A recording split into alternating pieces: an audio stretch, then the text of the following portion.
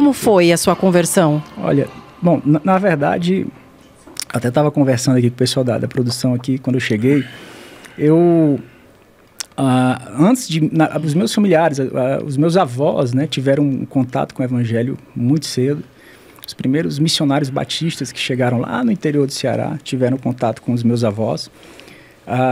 E eu já nasci, quando eu nasci, tinha todo esse, digamos, esse ambiente, né, favorável ao evangelho, assim. Então você já veio de uma família cristã?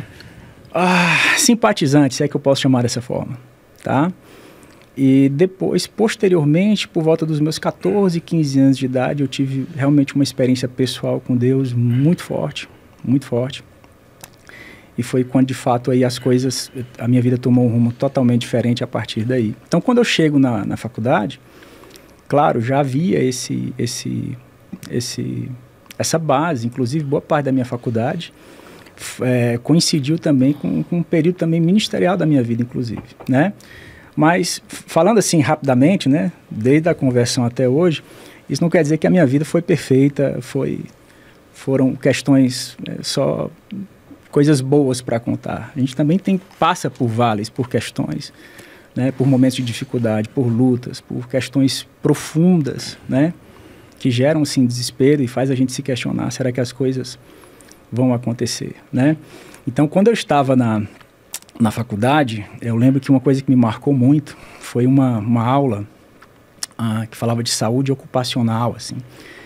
Falava das questões relacionadas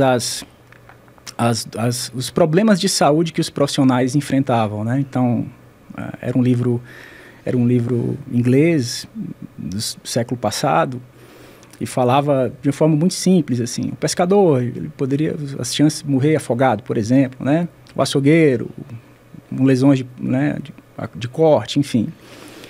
E o que me chamou muita atenção lá, nesse livro, nessa aula, nesse dia, é que no meio de todas aquelas profissões, ele fez uma parte aqui, um adendo, que eu achei extraordinário aquilo. E ele colocou lá judeus. Eu achei aquilo, poxa, ser judeu não é uma profissão, né?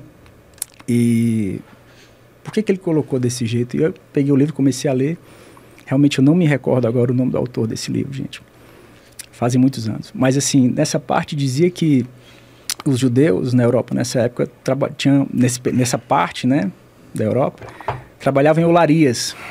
E à medida que eles iam trabalhando com os vasos de barro na olaria, né, aquela cerâmica, enfim, o barro,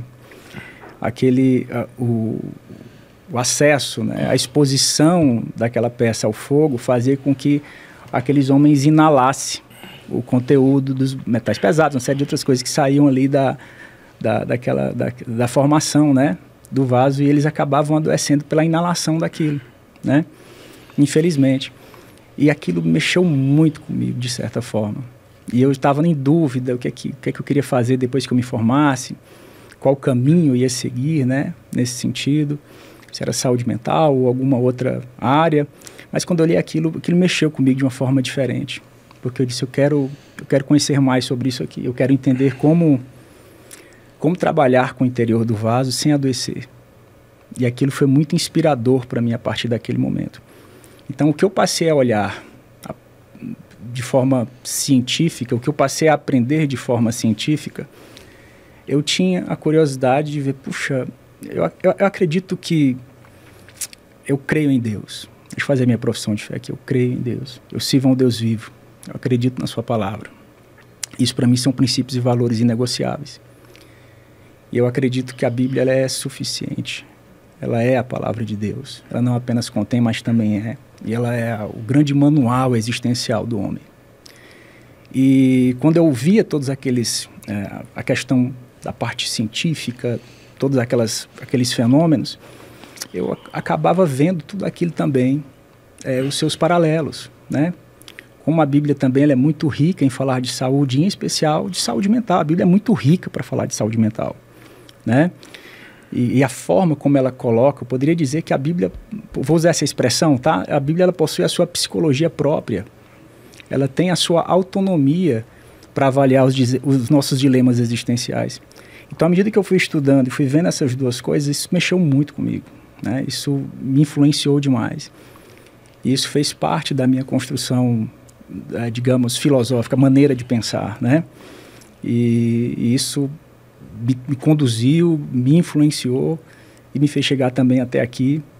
Vale dizer que, para mim, é fantástico quando você observa como esses dois assuntos se comunicam, né?